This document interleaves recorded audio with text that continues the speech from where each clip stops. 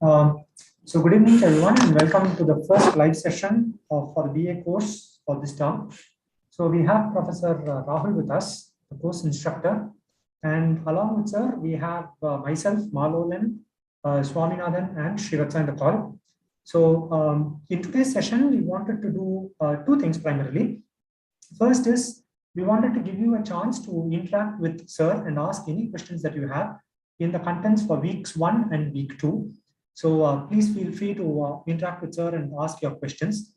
And in the second half, what we will do is we will talk about fitting a distribution when doing a chi-square test of chi-square test of goodness of fit for normal distribution. All right. So that will be the second piece of today's lecture. So I open up the floor to you guys to ask questions to sir. Go ahead, please. Maybe you can raise your hand and then we'll call out your name. You can unmute and you can ask your questions.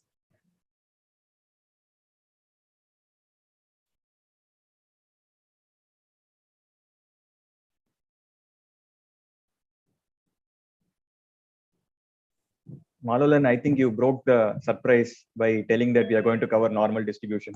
No, I wanted to tell it before. Yeah, but it could have been a surprise. Yeah, good. All right. So anyhow, do any of you have any questions? Please raise your hands and then you can unmute yourself and you can ask.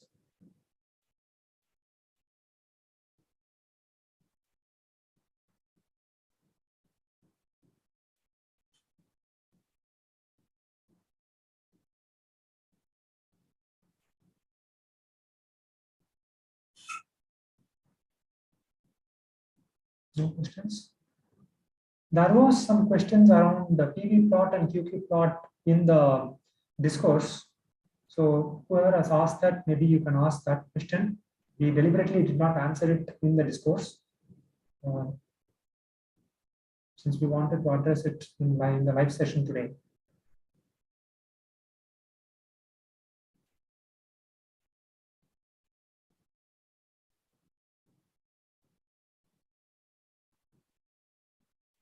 Okay.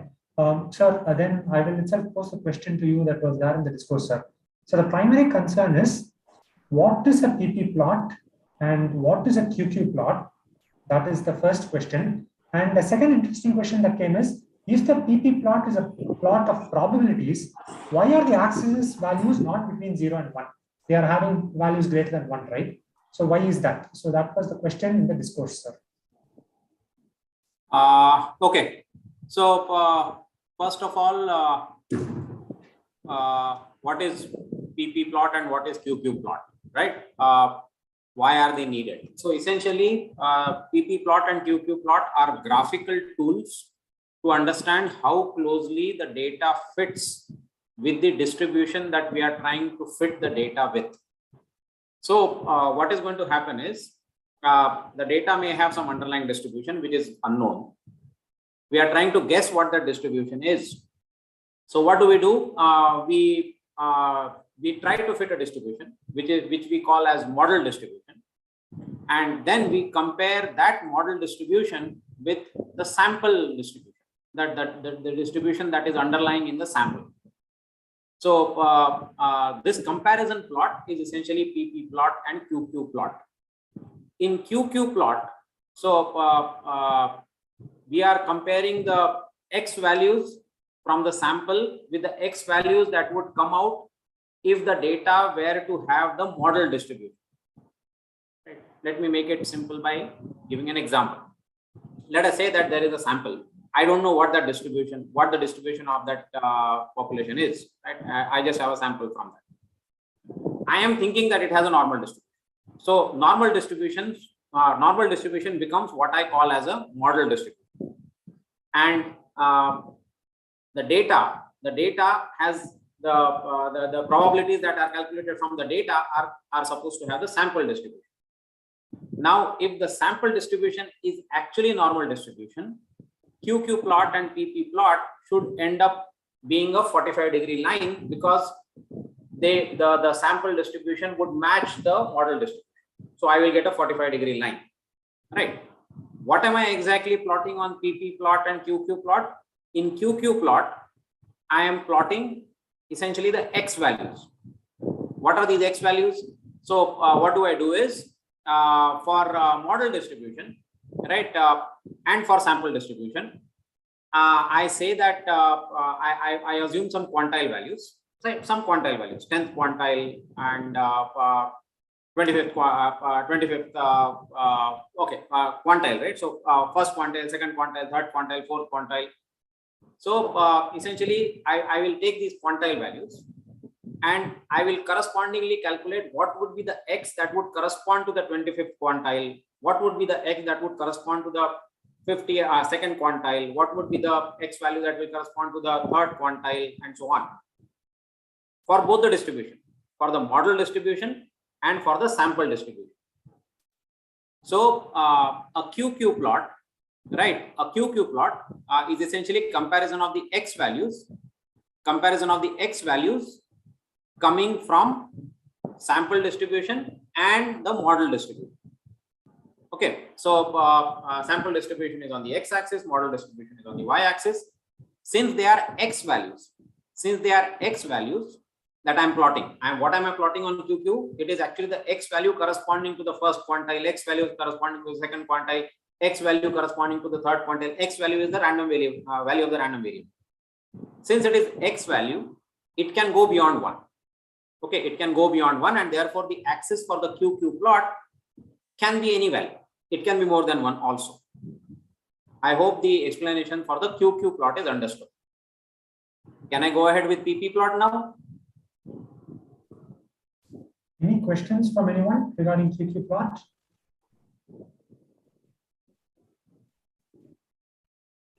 Okay. Yes, please. So I didn't understand the quantile part in this. Okay, quantile. So what are quantiles, right? So I said first quantile. First quantile means 25th percentile. Okay, first quantile means 25th percentile. So essentially, what am I saying? What is the value of X such that 25% of the data lies lesser than that particular value of X, and 75% of the data is above that particular value of X? That would be the first quantile. So where is the first quantile for the model distribution? Where is the first quantile for the sample distribution? So that is what I mean by quantile. What would be second quantile? Second quantile is 50th percentile. So what is that value of X such that 50% of the data is less than the value of X, the X that I'm trying to find out? And what is that value of X such that 50% of the data lies above that value of X? So that those are quantiles. Make sense? Yes, sir. Okay. Any questions or any more questions on QQ plot?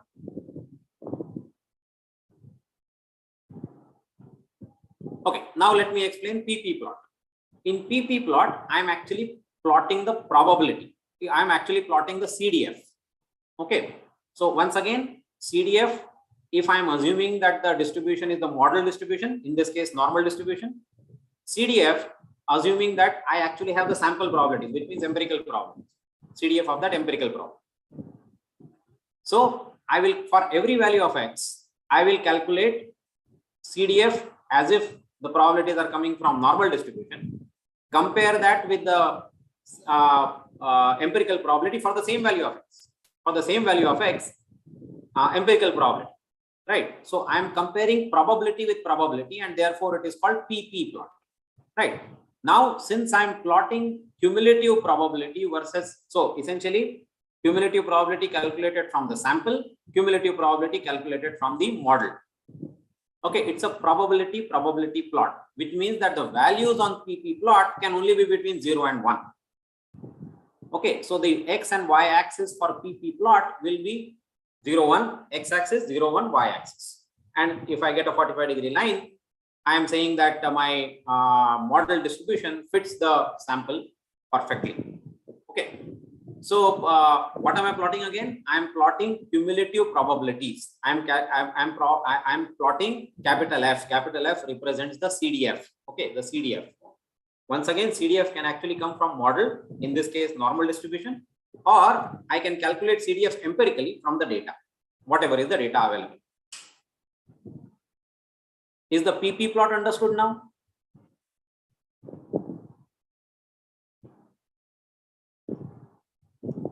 Yes, sir. Okay.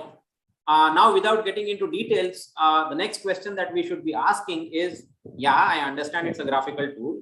Yeah, essentially, I'm looking for that 45-degree line and how close the actual values are to that 45-degree line. Why do I need two? Why do I need a QQ plot as well as the PP plot? Yes, I think Rajakishore has an answer. Right. So essentially, QQ plot is supposed to highlight the differences between the model and the sample in the tails of the distribution. So as Raj Mohan says very correctly, if my sample has too many outliers, that will get highlighted in the QQ plot. Okay, whereas PP plot is supposed to highlight the difference between the model distribution and the sample distribution in the middle portion of the distribution. Okay, so that's why I need two plots to understand if my sample doesn't match with the model. If normal distribution doesn't fit the data, where is it not fitting? Is it not fitting in the tails or is it not fitting in the middle portion of the data? You understand the tails of the distribution. For the normal distribution, you remember your famous bell curve. Those lines, those curves which are asymptotically going to 0 on the x-axis, those are the tails of the distribution. Okay, so the differences in the tails are highlighted in QQ plot. The differences in the middle portion of the distribution are highlighted in the PP plot, and that is why I need to look at both of them to understand this. This will happen particularly if my data doesn't match the model distribution, right? So I need to understand where is it not matching. Is it not matching in the tail? Is it not matching in the middle portion, right? If the data is matching, or if my normal distribution is fitting the data perfectly well, it doesn't matter, right? I mean, as long as the observed values are on the 45-degree line, doesn't matter. Any one of the plots, it's okay, right? But just to make sure that on both the plots, the values are fairly close to the 45-degree line, we generally look at both PP plot as well as QQ plot. Does it make sense? So what happens if it matches in QQ plot, but it doesn't match in PP plot? So do we reject that distribution or do we accept it? Exactly. So if the observed points are very far away from the 45-degree line in the PP plot, right? What is my conclusion? My conclusion is the model distribution, normal distribution, is not fitting the data in the middle portion. In the tail portion, it is fitting perfectly well. In the middle portion, it is not fitting perfectly well. Remember, PP plot and QQ plot are only graphical indications of whether my model distribution fits the data. It is not a statistical measure of goodness of fit. The statistical measure of goodness of fit are the goodness of fit tests, the chi-square test and so on, right? Kolmogorov-Smirnov test and all that. So I will use this as an indicator that, yeah, something wrong with the middle portion of the data, because PP plot is haywire, QQ plot is fitting perfectly well. So now my senses should be up, saying that, yeah, there is something not correct with the way I'm trying to fit normal distribution to my data, particularly in the middle portion. That is a hint for me that something is not correct. Essentially, for me to investigate further.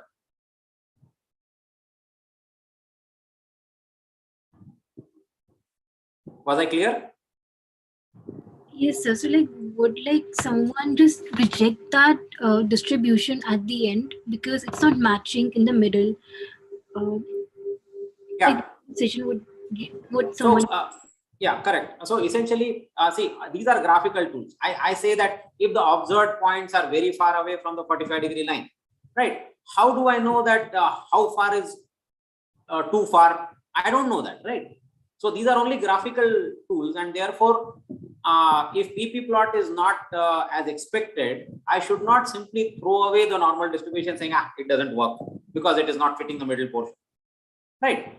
So it is only a hint for me to be cautious and explore the statistically significant tests, right? The chi-square test and the Kolmogorov-Smirnov test with caution, right? I have to be careful when I run those tests.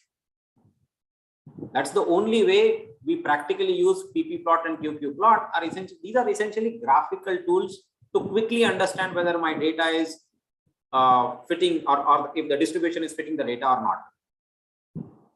Right, and we have discussed in the video, we have seen trying to fit a normal distribution to the data and trying to fit an exponential distribution to the data. And if you recall that video, normal distribution values were really far away from 45-degree line, and exponential distribution values were fairly close to the 45-degree line. But that question is very valid. How far away the values have to be for me to say, no, it's not close to 45-degree line? That will never be answered by simply looking at the plot. I need to run statistical tests. So PP plot and QQ plot are not conclusions in themselves. They are essentially validations. Am I going in the right direction, or should I stop my analysis right here?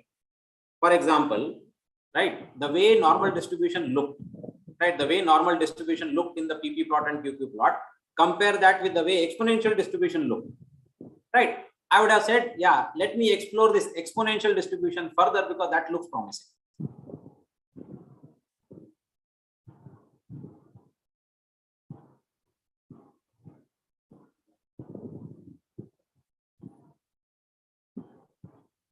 Does it make sense? Yes, sir. Yeah, happy to answer any question if there are any.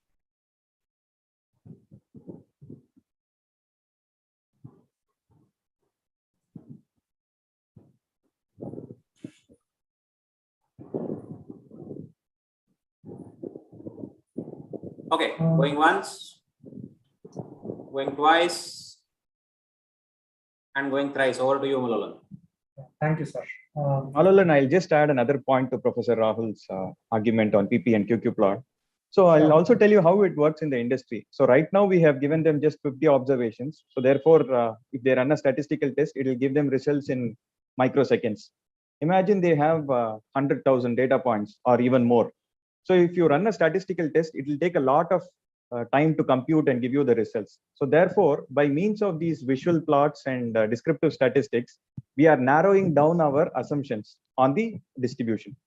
So if you don't do this EDA, exploratory data analysis, if you don't zero down your options of the parent distribution, you're going to have a lot of time.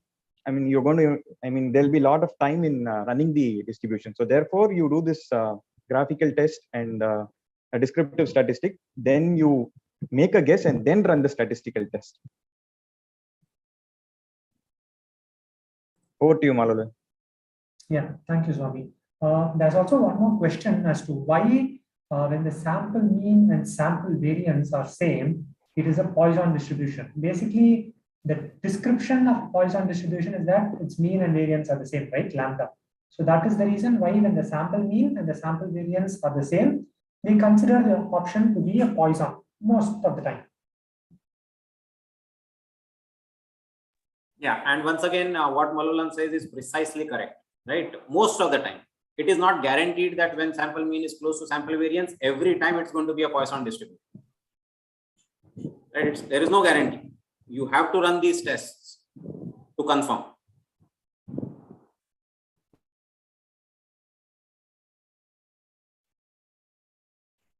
Okay.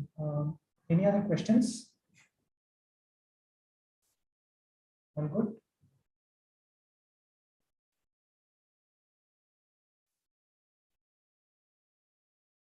Right. Okay. Thank you, sir. So then I will start off with.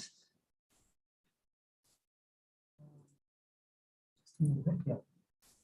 So I will now start off with fitting a distribution for data. And like I said in the beginning, we are going to look at fitting a normal distribution. So when I was, before I get started, have you studied about chi-square goodness of fit in any of your statistics courses before this? Yes, sir. You have studied? Yes, in stats too. In stats too, you have done it. All right, fantastic. So this would be a recap because I wanted to do it in 2 stages. The first stage, I wanted to show you how it is done using pen and paper, what is actually the pieces that move behind it. Then when you are given list of values, how do you do it? What happens in the computer? So that would be the second piece of today's discussion. And the second piece, I'll just give you the steps that are involved. We'll be sharing the code with you. We would like you to run the code, see what is happening behind. And then if you are ready for the questions, we can have a discussion on that. Okay. So that is how the discussion is going to be. That is how the presentation is going to be for this remaining piece of this lecture. Okay. So when I was looking for data which are normally distributed, I thought of presenting this. Can someone tell me where you have seen this screenshot? This is something that is very famous and it's going around in recent times. Riddle, sir. Yeah, No. so this is actually Wordle. So this is a game, Wordle game. Yeah, thank you. So this is a Wordle game where you will have to guess a word, a 5-letter word, in 6 attempts or lesser. Okay. And this is my data. I have been playing this game for the past 29 days and have answered around 27 of them correctly. And these are my distribution. So I want to check whether this distribution is normal or not. That is the question in front of me. I already have a graph which is looking like a normal curve with a mean at 4. So I want to check whether this is a normal distribution or not. And I will tell you the business perspective of why this might be of interest in businesses towards the end of today's lecture. All right. First, I will talk to you about checking whether it's normal. Then I will maybe give you a hunch of why I feel a business might be interested in this. Okay. So this is the data set. And what I've done is I've converted this data set into a table. So this is the table that is present. So the number of attempts, 1, I have not got anything right. In 2 attempts, I've got 1. 3 attempts, in 3 attempts, I've got 7 words right. 4 attempts, I've got 11 words right. 5 words, 6, 3 words. The sum of this is 27. So this is basically my observed frequency, right? So 0, 1, 7, 11, 5, and 3 are the observed frequency. And for getting a chi-squared, I need observed frequency minus expected frequency, the whole squared, by expected frequency. Sum of all this would give me a chi-squared value. This would be the computed chi-squared value. So I have to get this. For getting this, I need something called the expected frequency, which is called E. Now, to compute an expected frequency, I need to do 3 things. I have to compute something called the Z-score. Using the Z-score, I have to get an area. Then I have to get an area between an interval.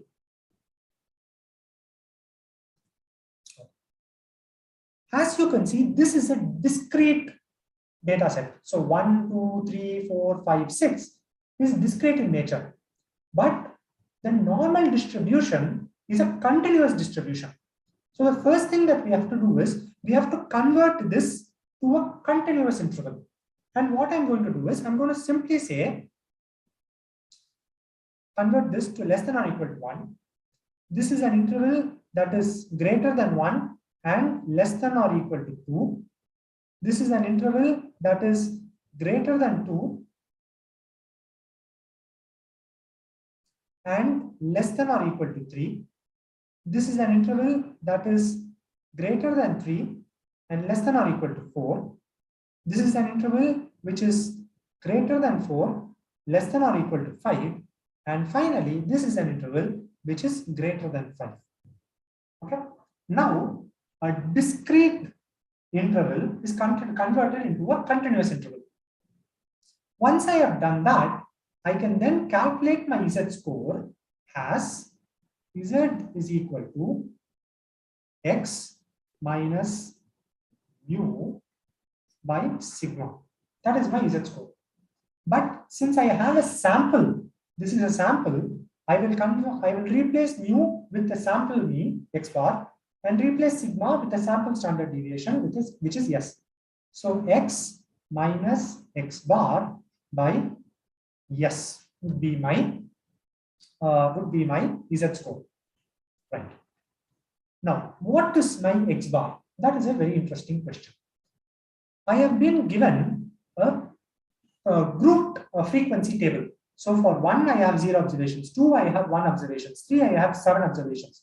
So for a group frequency table, my X bar is going to be the frequency into the interval, since this is a discrete interval, 1, 2, 3, 4, 5, 6 is the discrete interval, into the interval across all i's 1 to 6 divided by the number of i's that I have, which is 6. So this would give me my X bar. So for my problem,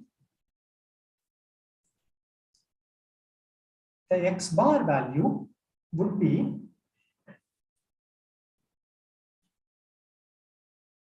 approximately 4.07. Similarly, the group standard deviation, if I compute, would be 1.26. And this is got with the formula. Raj Kishore, please me. Yeah, this is going to be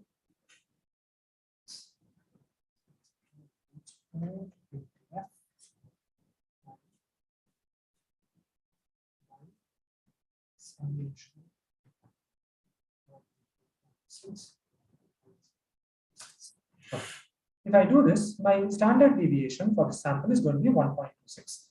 Now, I know that if I want this to be normally distributed, it should have a mean of 4.07 and a standard deviation of 1.26, my population. Okay. So if I substitute all of these, the X values would be 1, 2, 3, 4, 5, 6, and my X bar values are given and the S values are given. If I do this, the different Z scores that I will get are going to be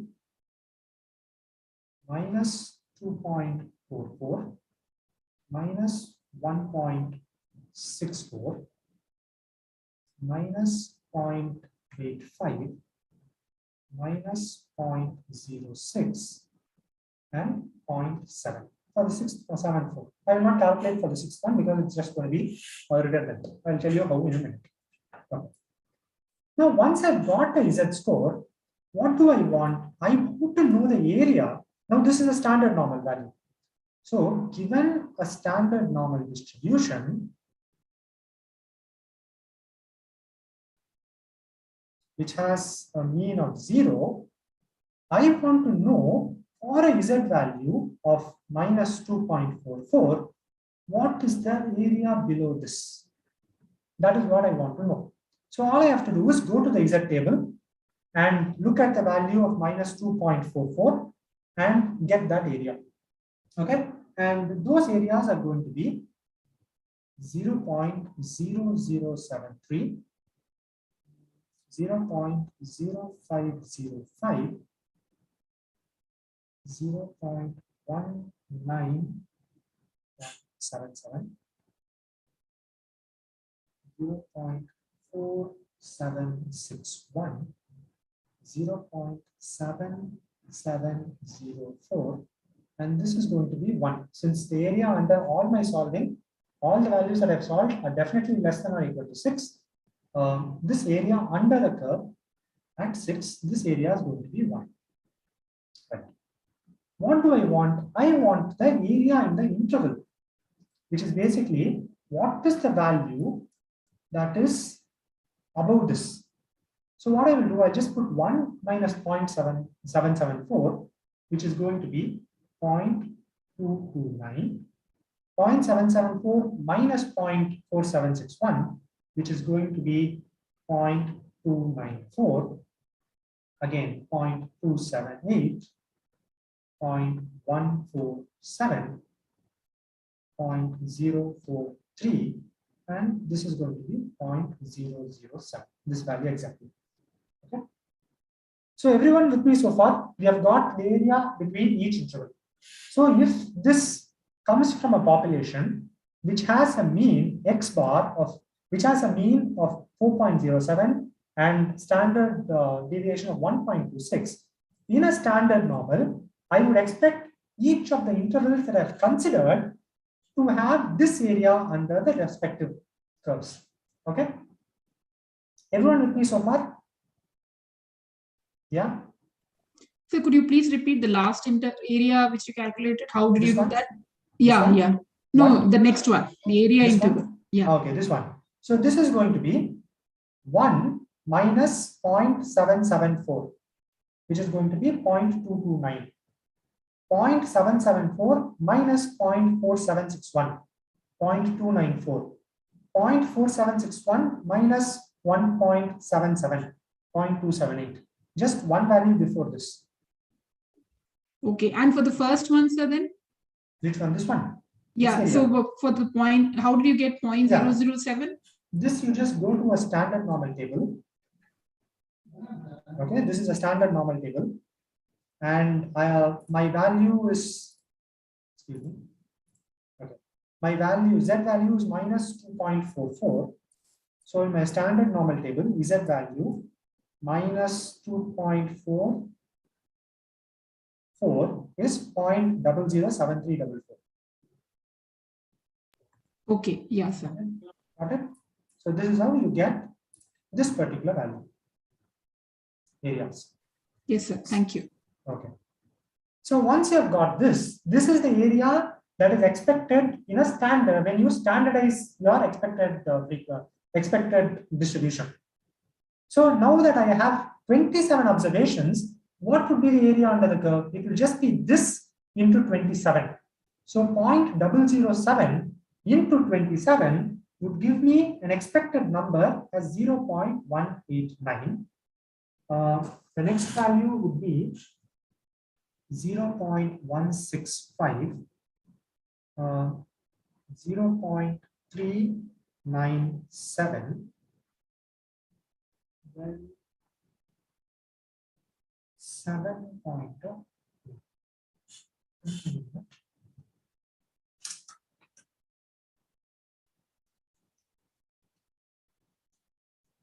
Yeah, 7.506, 7.945, and 6.200. So if this area is expected in a standard normal, then for a normal distribution with mean of 4.07 and standard deviation of 1.26, the expected number of values that I will have would be 0.189, 0.165, 0.397, 7.5, 7.9, and 6.2 respectively. Now I've got my expected frequencies, and then I can go ahead start to calculate my chi-square, which is going to be 0 minus 0.189 the whole square divided by 0.189. So these values would be 0.198, 0.023, 2.306, 1.614, 1.092, 1.652. And when I sum this up, I will get my chi-square value, which is going to be 6.88. So this is the chi-square value that I get when I compare my observed sample with my expected frequency, observed frequencies with my expected frequencies.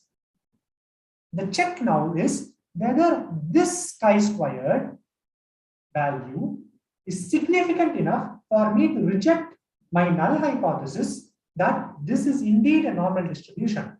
And I make an assumption that it is indeed a normal distribution primarily because all my calculations are based on the assumption that it is. So the null hypothesis for the goodness of fit test is that the distribution is normal. And the alternative is that it is not.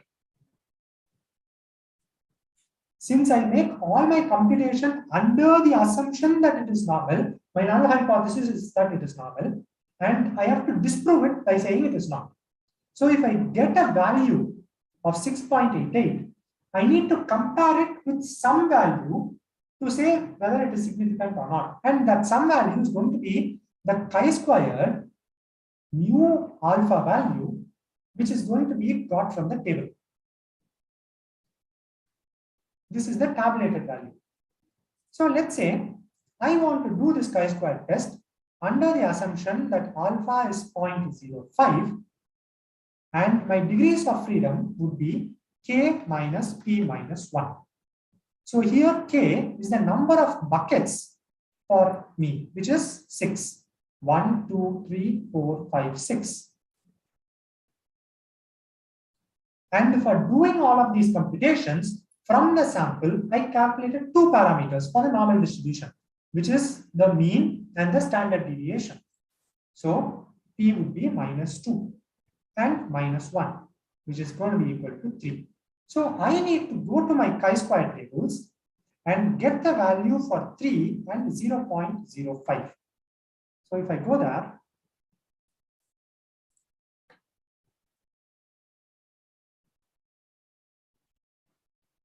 so this is my chi-square table. My degrees of freedom is 3 and my alpha value is 0.05. It is 7.8. So 7.8. Now I'll have to make a comparison, which is the chi-squared computed is equal to 6.88 and the chi-squared alpha rho alpha, which is tabulated, is 7.8. So now will I accept or reject the null? Will I reject or not reject the null? Accept. Okay, why? Because computed is lesser than the tabulated. And why is that? Because we are checking for a value greater than this, means it is very far away from my 0. So then, yes, it is significantly different. So I will have to reject my null hypothesis because it's all, the calculations are made under the assumption that it is null. And I have a significant value which is very much higher than my alpha value. So I'll have to reject the null hypothesis. In this case, it is not. So at an alpha value of 0.05, my chi-squared value computed is lesser than that. So I will conclude saying, do not reject my null hypothesis. Right. So coming back to the first question of PP plots and QQ plots, at alpha of 0.05, we will not reject the null. But if we go one step further, we say we want an alpha of 10%, which is 0.1. At that point, it is 6.25. Then, if I take an alpha value, the same chi-square, 3 and 0.1 would give me 6.25. In this case, I would reject the null.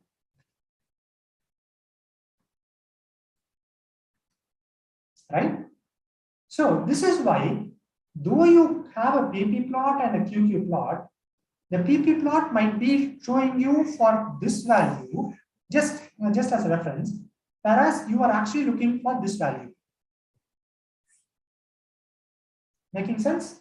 So that is why you will have a graphical backing, you will have a graphical reference and a statistical backing for that. Whether that is okay or not okay. Is everything clear so far? Yes, sir. Yeah. Have you studied the exact same thing in your statistics course before? Yes, sir. All right, fantastic, beautiful. Then we will move on to the second piece of the discussion. So this is pure statistics, right? Now, let me say, instead of having the values given to you like this, I just have a row of values. So I have a number of atoms. I just have this. And this would be a number like 1, 1, 1, then something like 6, 6, some other numbers, right? And you will have 27 of this. If I put a serial number column,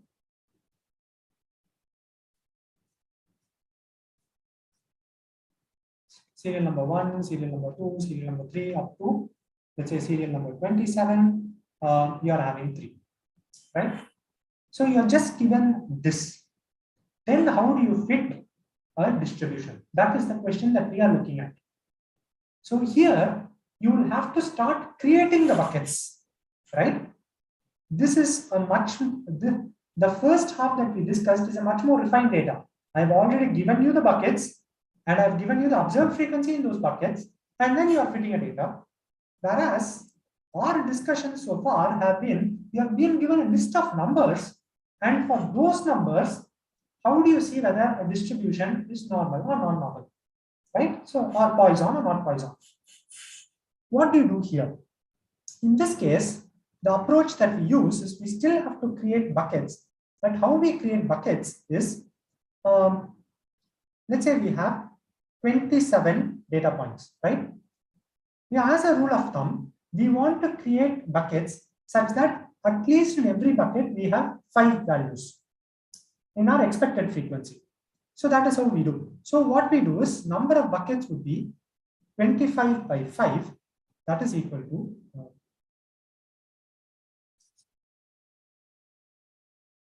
so my number of buckets is equal to 27 by 5. Let's say it's approximately 5 buckets. So that every bucket that I have will have at least 5 data points.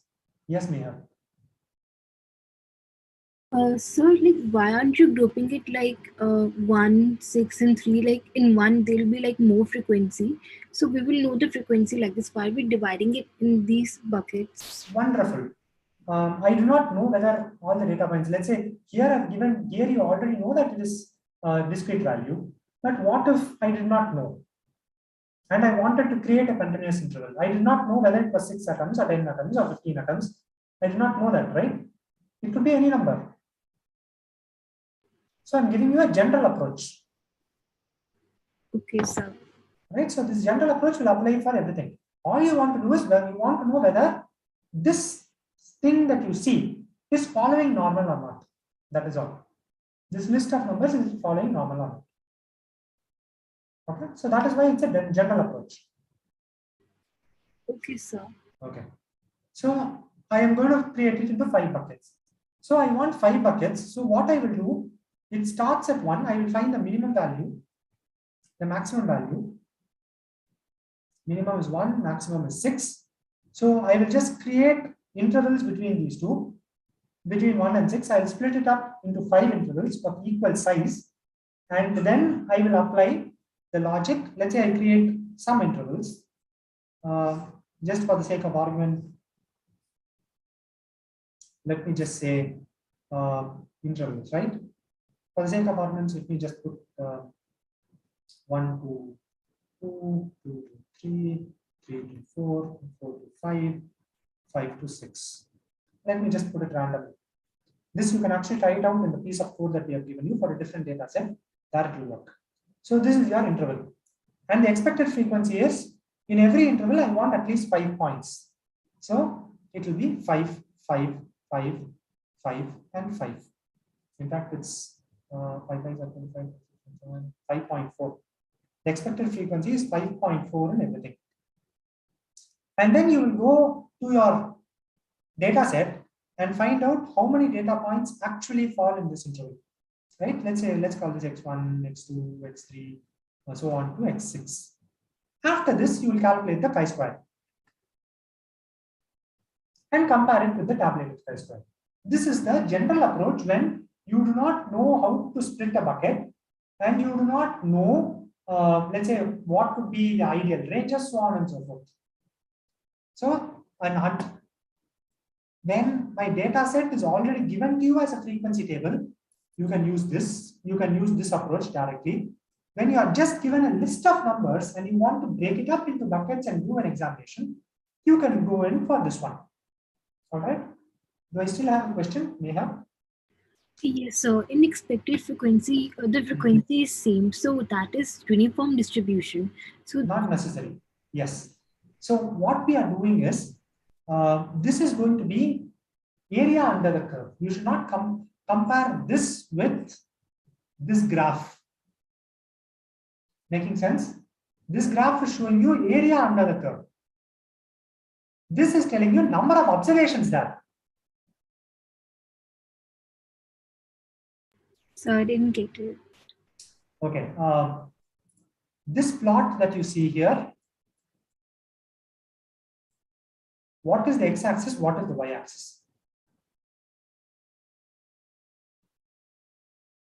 Please go refer that. Then you will start to understand what these values are in its nature. Okay. Yes. So these are expected frequencies, whereas this curve represents the CDF, which is different. It gives you areas. Okay, so that is CDF. That is CDF. Okay. But like we cannot call it uniform here. Like No, this is not uniform at all. So yeah, because the interval size may be different. Okay. Here, since I've given you equal intervals, it's confusing. Let's say this was 2.2. Then for some reason it was 2.2 to 3.0. Then it was 3.1 to 4.2. If the interval size was different, then it would make sense. There in uniform, it will be the same thing. okay. All right. Yeah. In fact, do it as an exercise. What will happen is once you compute this and then calculate the areas under the curve, all of these will have equal areas, which basically means when the areas become equal, when you multiply it with 27, you get the same values. All right. Yes, sir. Just try it out. Okay. So that will be expected and observed frequency. And after this, your chi-square simply just works. Okay. So this is how you will do it when you are given a data set where you do not know how to split it as intervals. You will split it as so, and then you will proceed. Okay. Any questions?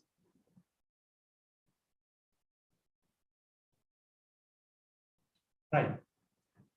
Then the final piece that I would like to talk about is, I gave you a problem, I presented it. Where could be the business value with this? So let's say I am developing a new game where you'll have to guess the words. Then I can look at the problem as what is the average number of atoms that will be required.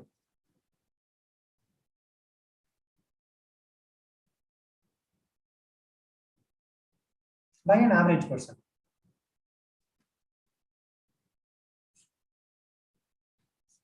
Right? So that could be an interesting question. So accordingly, I'm going to collect data and solve it. The second thing, let's say in the same Wordle game, they want to give words. So if I am going to give you a word, it cannot be constantly tough that no one gets it right or takes 6 attempts every time. It cannot be constantly easy. The words have to sit in different spaces. So what I will do, I will collect past data on on each word, what was the atoms by different people, and then I will fit a distribution for that, and I'll take the mean of that distribution, and then I'll start choosing words for me. So what word to give? That could be another business problem that I have, instead of just randomly picking up words and giving, right? So these are two business for the same game, two business contexts that could be looked at. Okay.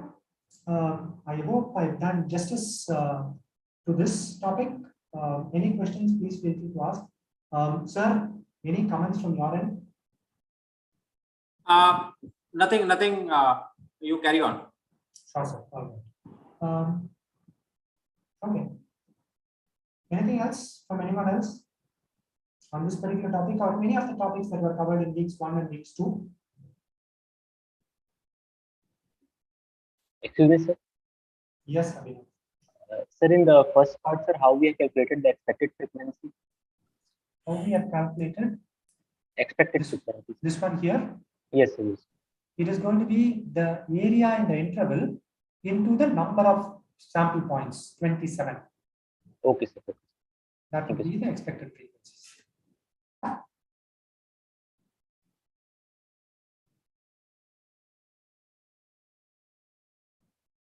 So anything else to minus?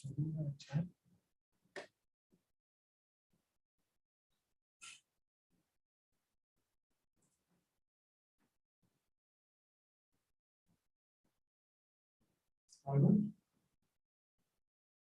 Okay. So now the code should be available to you in the supplementary section.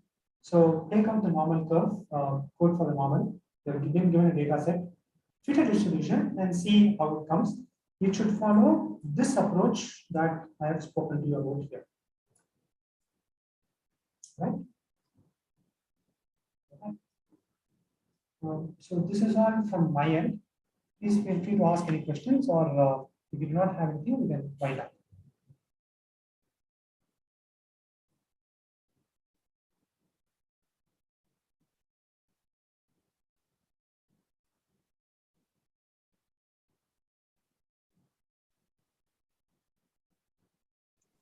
I'm just reiterating what Malolan said a couple of seconds back. So the code for this normal distribution is available in the supplementary section. So you must have seen videos on uniform distribution and Poisson distribution. So we have just given you the code for the normal distribution. Just try it out, and in case of any doubts, please post it on the discourse forum.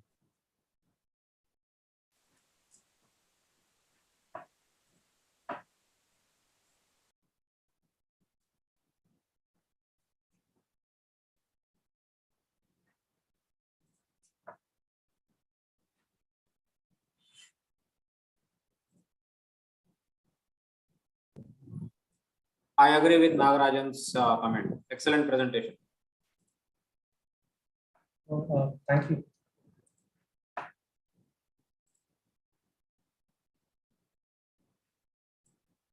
All right. So for all those who are wondering where it could be, so if you go to your NTPATL portal, you'll have the supplementary content, additional data. So just click on that and get the additional data tab. Click on it. You'll be going into this. So data set 1, 2, and 3 are given. So and then you have the Python code for 1, 2, and 3.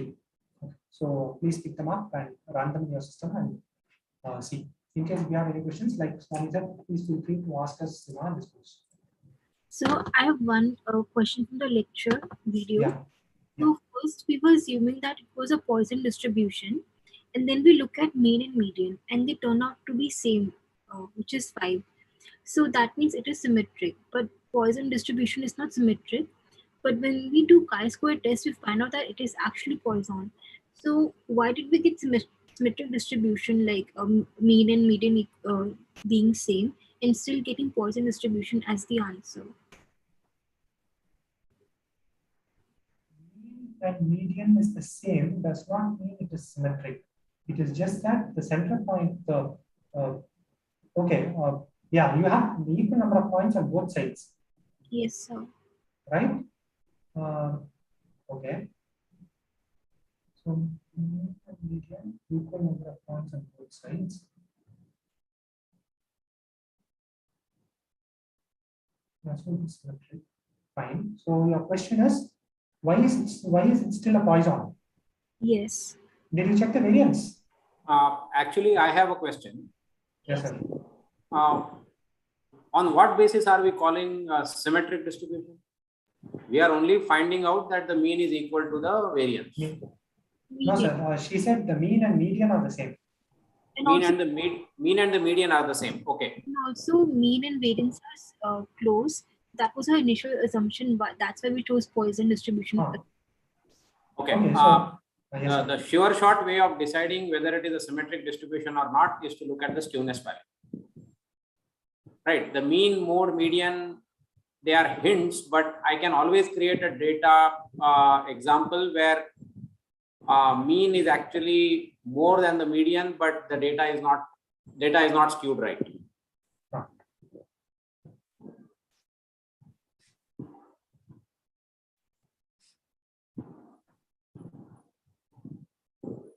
Okay. First of all, let me understand Mehak's. Have I answered it correctly? Then I will go to Richik's question. So the value of skewness matters more than the value of median and more. No. You're going in the wrong direction. Value of skewness has to be compared with 0, right? If the value of skewness is 0, data is symmetric, distribution is symmetric. Okay. Skewness value doesn't have to be compared with mean, mode, median. So skewness was 0.5. So that means there's a right tail. That means there is a right tail. Yes. So mean and median are not the right test for this. That means. It's a hint, but not the actual test. Actual test is actually looking at the skewness value, whether it is positive or negative.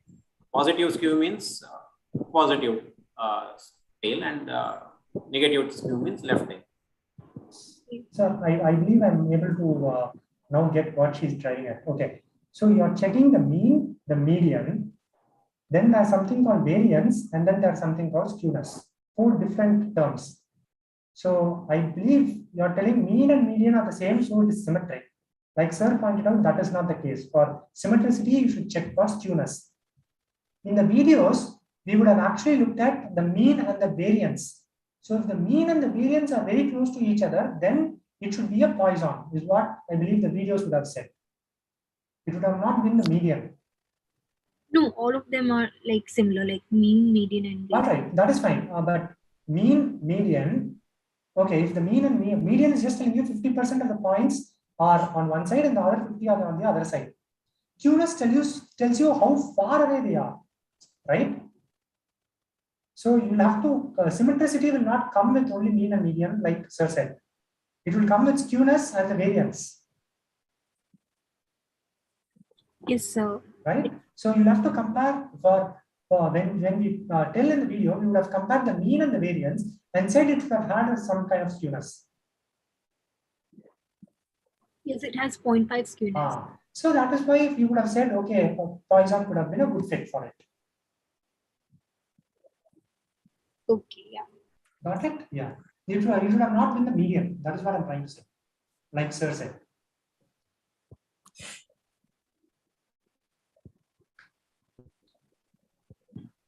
Sorry for the interruption. Yeah, no. Anyway, I was done explaining. I think Richik's question is anyway answered by Kaushik. Kaushik is actually right. Right. So leptokurtic and platykurtic.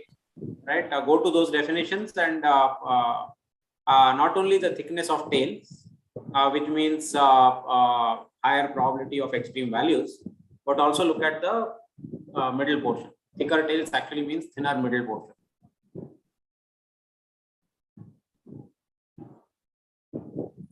Okay, kurtosis actually means bulge, and that bulge actually refers to the middle portion of the data, not the tails. Therefore, kurtosis should be identified by the bulge in the middle portion.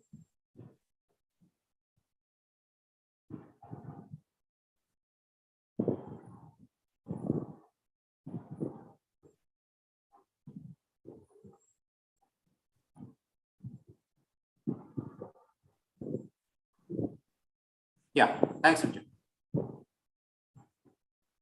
Okay, so there was also a discourse question on whether we should revisit our statistics.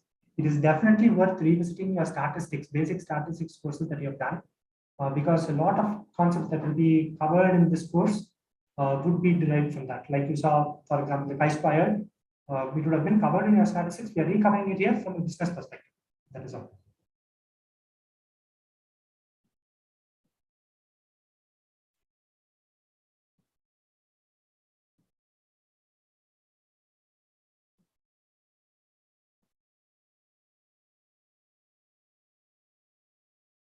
So, any more questions from anyone else?